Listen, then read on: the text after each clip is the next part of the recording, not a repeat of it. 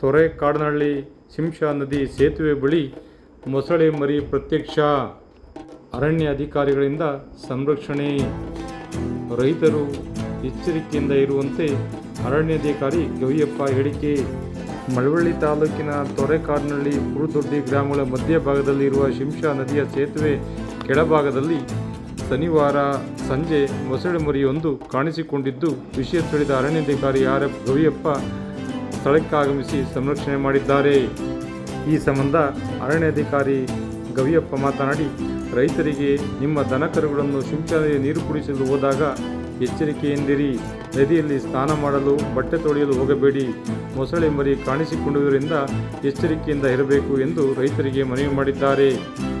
ಅರಣ್ಯ ಇಲಾಖೆಯ ಗಸ್ತು ವನಪಾಲಕರಾದ ಕೃಷ್ಣ ವಿಷಯ ತಿಳಿದು ಸ್ಥಳಕ್ಕೆ ಭೇಟಿ ನೀಡಿ ಕುರುದೊಡ್ಡಿ ಗ್ರಾಮದಲ್ಲಿ ಸಾರ್ವಜನಿಕರನ್ನು ಕುರಿತು ನಮ್ಮ ಮೇಲಿನ ಅಧಿಕಾರಿಗಳು ರೈತರಿಗೆ ಶಿಂಷಾ ನದಿಯಲ್ಲಿ ಮೊಸಳೆ ಇರುವುದನ್ನು ತಿಳಿಸಿ ಅವರಿಗೆ ಎಚ್ಚರಿಕೆಯಿಂದ ಇರುವಂತೆ ತಿಳಿಸಿದ್ದಾರೆ. ಬಿಸಿಲಿನ ಹೊತ್ತಿನಲ್ಲಿ ಅವು ನದಿಯ ದಡದಲ್ಲಿ ಹಾಗೂ ಮುಳ್ಳಿನ ಮೇಲೆ, ಬಂಡೆಯ ಮೇಲೆ ಬರುತ್ತವೆ. ಅದನ್ನು ಸೂಕ್ಷ್ಮವಾಗಿ ಗಮನಿಸಬೇಕು.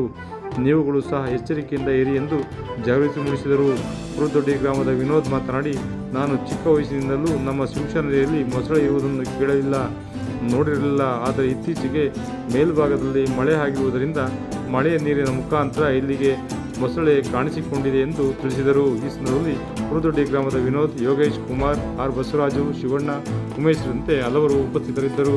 ವಿಶೇಷ ವರದಿ ಎಚ್.ಎನ್. ಪ್ರಸಾದ್, ಹಲಗೂರು.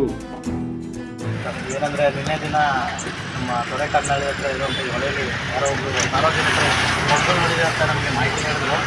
ಪ್ರಸಾದನವರು ನಮಗೆ ದೂರವಾಣಿ ಕರೆ ಮೂಲಕ ಏನಂದರೆ ಮೊಸಳೆ ಹಿಂಗಿದೆ ಅಂತ ಹೇಳಿದ್ರು ಮಾಹಿತಿ ನೀಡೋದ್ರಿಂದ ಈ ಮೂಲಕ ತಮಗೇನು ತಿಳ್ಕೊಳ್ಸೋದಂದ್ರೆ ಗ್ರಾಮದಲ್ಲಿ ಮಳೆ ಹತ್ರ ಹೋಗೋದಾಗಲಿ, ಈಗಾಗಲಿ ರೈತರು ಮನೆಯಿಂದ ನೀರು ಕುಡಿಸಬೇಕಾಗಿರಪ್ಪ, ಎಚ್ಚರಿಕೆ ಇರಬೇಕು, ಹುಷಾರಾಗಿರಬೇಕಂತ